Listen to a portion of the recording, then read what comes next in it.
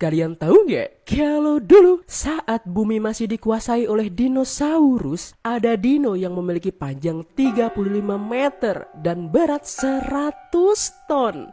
Ini mah Godzilla nggak sih? Dan saking anehnya era itu, bumi seperti dihuni oleh alien-alien aneh. Ada dia, dan oh my god, apa ini? Kenalan yuk sama periode Cretaceous.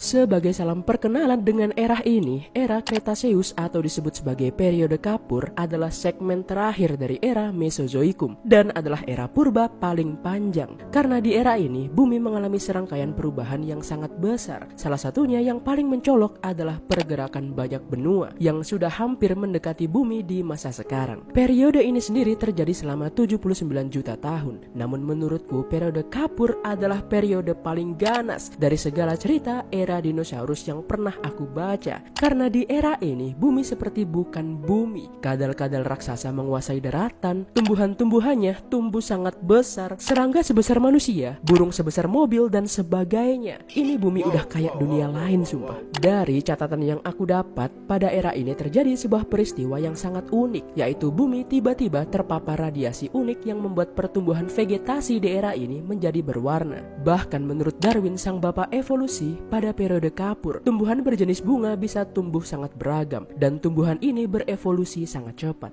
Para peneliti saat ini menyoroti satu hal soal ini, yaitu perkembangan tanaman Angiospermae yang dulu mendominasi daratan Cretaceous. Karena para arkeolog banyak menemukan fosil-fosil dari Angiospermae ini yang setelah diteliti ternyata tumbuhan itu berasal dari 125 sampai 130 juta tahun yang lalu.